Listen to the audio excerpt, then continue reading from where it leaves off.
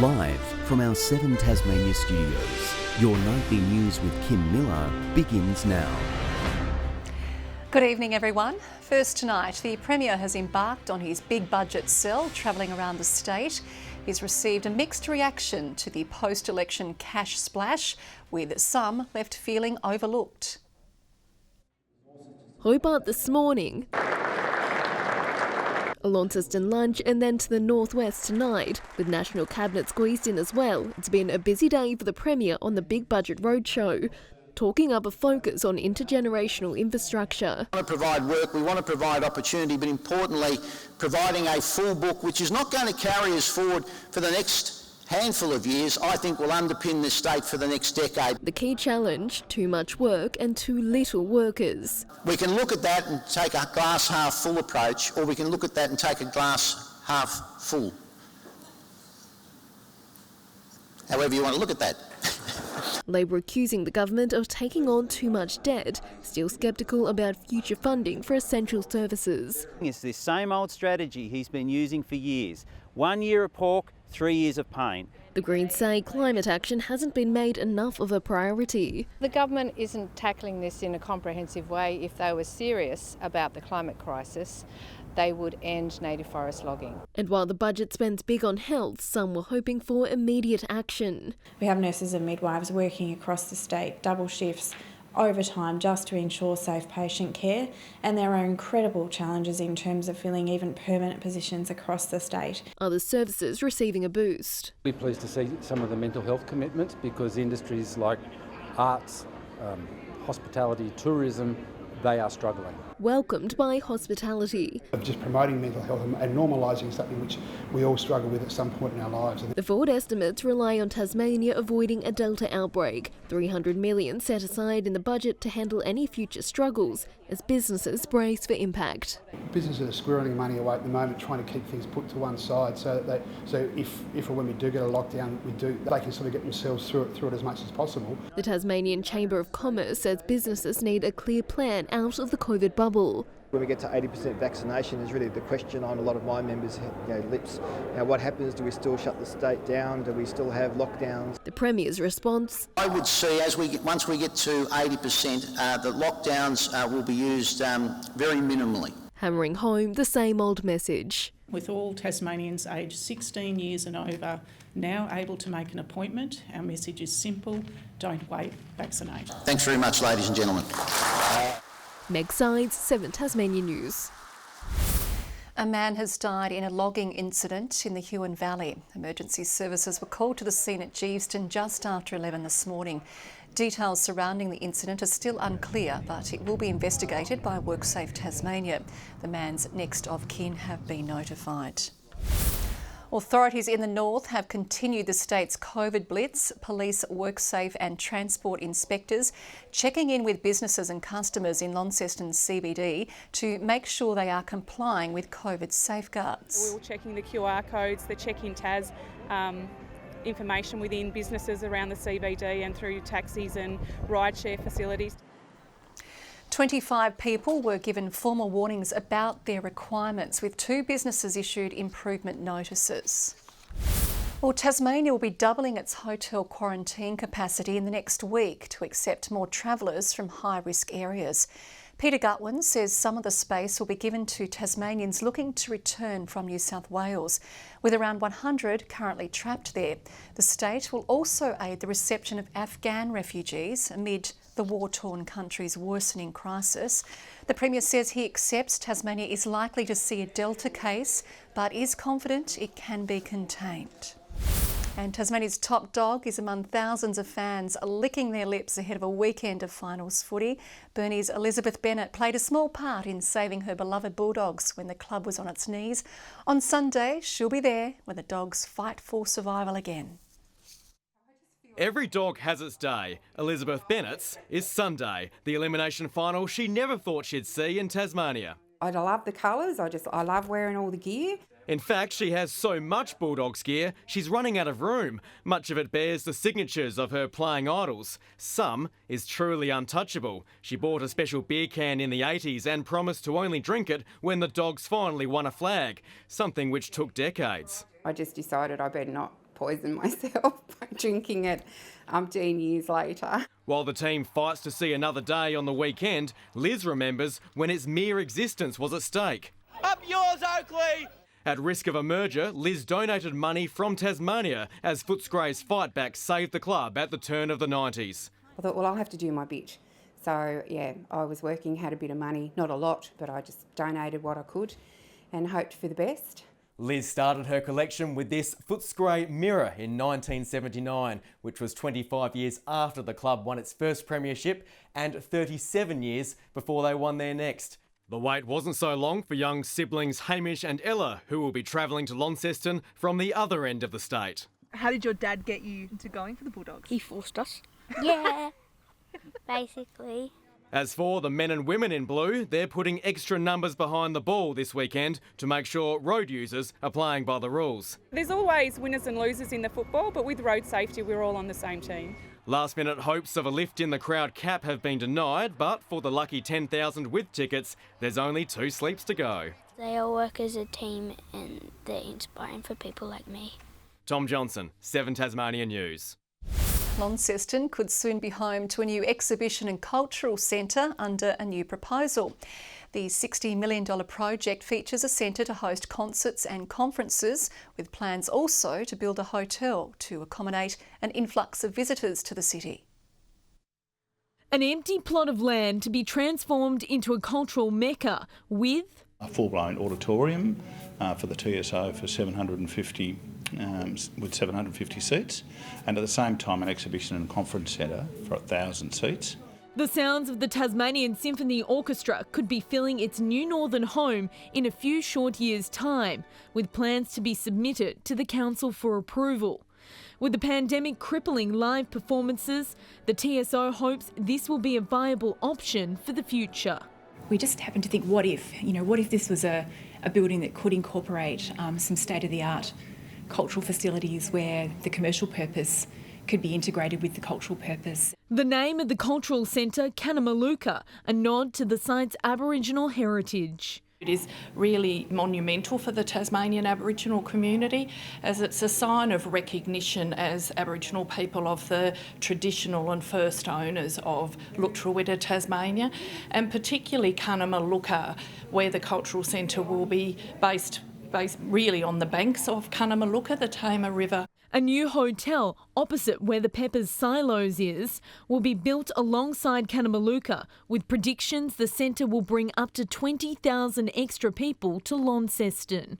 The $60 million project relies on a large chunk of federal government funding, but ERROL Stewart is confident it will be on board.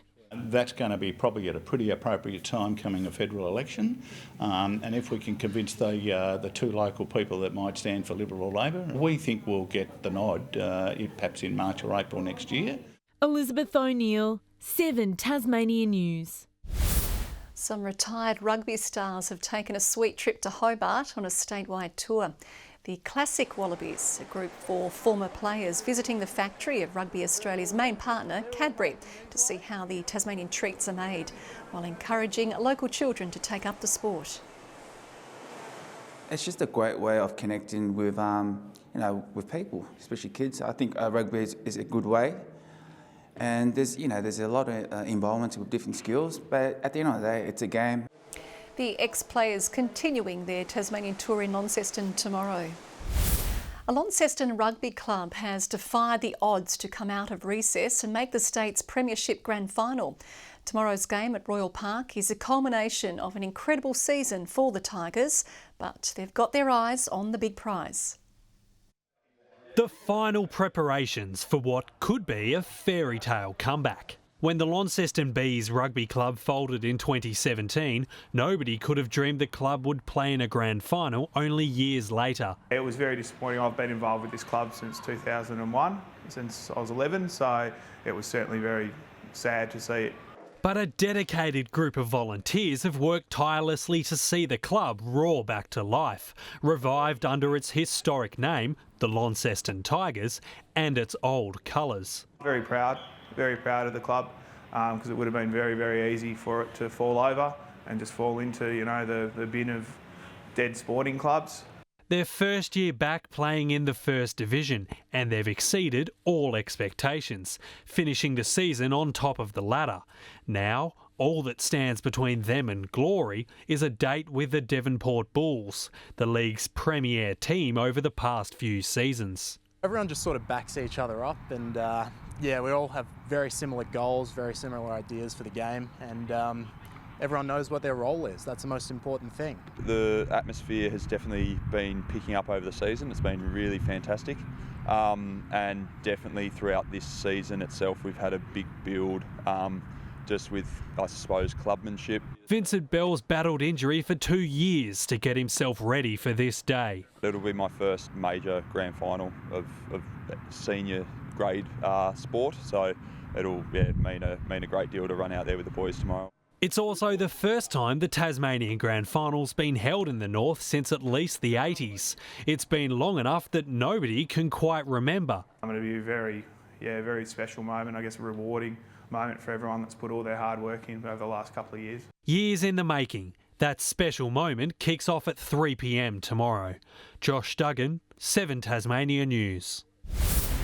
A Launceston building is looking brighter than usual thanks to a new mural of 2 Tasmanian devils. Bruce and Barry were painted on the side of the Psychology bike store on York Street as part of a City Prom art program. We wanted something that represents Launceston and Tasmania. I think we threw around a peacock at one stage for that links back to the Cataract Gorge, and Melissa, the artist, came up with the devils. City Prom hopes the program will make commercial buildings more appealing and prevent graffiti. Tasmanian students on the path to getting their driver's licences have undertaken a course to stay safe out on the roads. One car crash survivor reminding them of the risks, now living with an acquired brain injury. Educating these young drivers on the risks of speeding, a message which may have helped Alfred Archer in 1994. Me and my brother played cricket. On the way home, he decided to pair up his truck. He told me to follow behind him, did not overtake him. I ignored that, flew past him, and I crashed the car into a tree. Colliding at 160 kilometres per hour, resulting in an acquired brain injury. Alfred sharing his story today with high school students. I just tell them what happened in my story and suggest that they shouldn't copy me because I was a young idiot. Motor vehicle accidents account for 70% of brain injuries, so it's irreversible and irreparable when somebody gets behind the car and is involved in an accident. If I can save one of their lives, it's worth everything. So. The risks of alcohol, drugs and inattention, also honed in by those who deal with the consequences of car crashes every day. Just trying to get out to kids the simple message that any decisions they make can cause loss of life for them or any other road users. With an added incentive to complete this year's statewide Rotary Youth Driving Awareness Program. This year, because of the initiative of adding the 5 hours to the graduated licence, we've had people who've become aware of that emailing me to say, hey, I'd like to bring my student, even though whether they're home, school. Ruby COMMANE, 7 Tasmania News.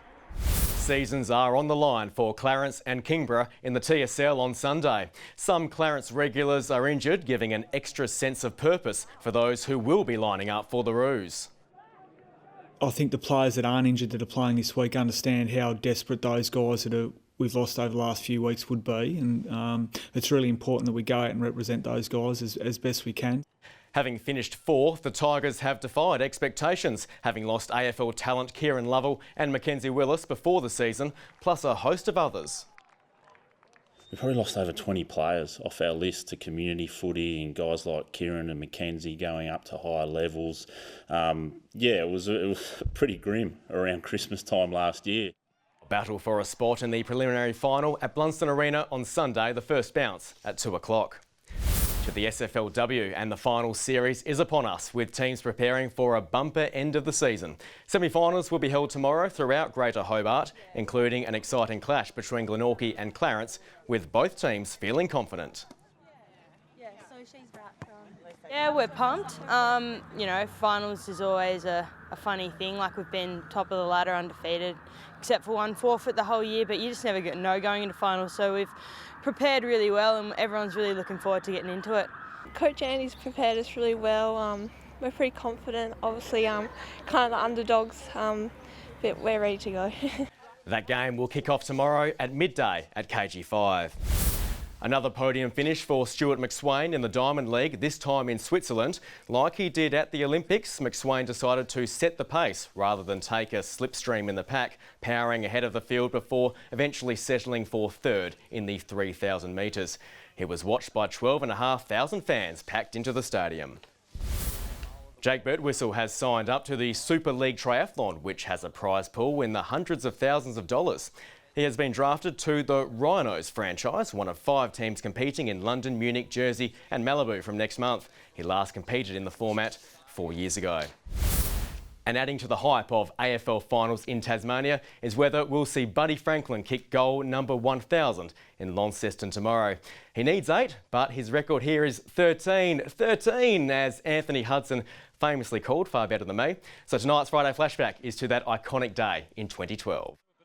Freakish and Franklin often go together in the same sentence. And Buddy Franklin is having a day out. But never has Buddy baffled opposition quite like this. Farida trying to be bold. Buddy got there. Oh, he's having a day out, Buddy, and he kicks another one. The avalanche at Aurora was as captivating as it was clinical. Gobsmacked witnesses watched the tally rise until those envied double figures were reached.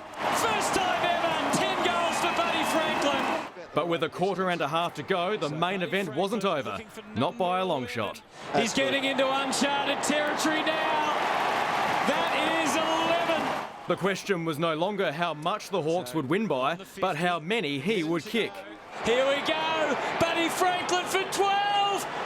Sometimes you just got to sit back and enjoy the show. As the sun set on the stadium, and with seconds remaining, the now famous figure became part of commentary folklore. 13! 13! Can you believe it? He's kicked 13 on the siren. Sending fans into raptures, and not for the first time. On 99 goals, Lance Franklin joins the 100 club, and people power has spoken. Out they come by their thousands. It's unlikely he'll reach the near mythical 1,300 mark set by another Sydney Swan. And aren't we privileged? But with 8 to go, the 1,000 goal target is not out of the question in Launceston tomorrow. There's a lot of talk about it, but for me it's about winning. My focus is on this final, winning, competing and doing our best to get the win. Good evening everyone. 13 degrees in Burnie today, Devonport 12, 11 in Launceston and Hobart 10. Across the state, Straw on the top of 14 degrees, King Island and Wynyard 13, Friendly Beaches, Lowhead and Flinders Island all 12 degrees and 4 in IOANE. Low cloud can be seen covering the state today, however more sparse in the west. Further out, cloud can be seen spiralling around a low over the Tasman Sea as a cold front is passing southern Western Australia, associated with another spiralling low over the Southern Ocean. Tomorrow's chart shows the high moving slowly to the southeast of Tasmania, while the low pressure systems to the west and east form complex troughs and fronts. Southeast to northeasterly winds tomorrow 10 to 20 knots, increasing to 20 to 30 knots in the northwest. And there is a strong wind warning current for northwestern coastal waters from Sandy Cape to Stanley. 13 and cloudy in Hobart tomorrow, 10 degrees in Medina and Oatlands. Launceston a top of 14 with some cloud cover there, Devonport 12 and cloudy, 5 in Lyowini. A light shower or 2 and 12 in Burnie and Marrawar tomorrow, 14 in Strawn. And in the east, St Helens 12 and cloudy, and Swansea and Orford both 12 too. On Sunday, showers about the northwest extending across the north and west during the day. Showers about the north and west on Monday, however fine elsewhere.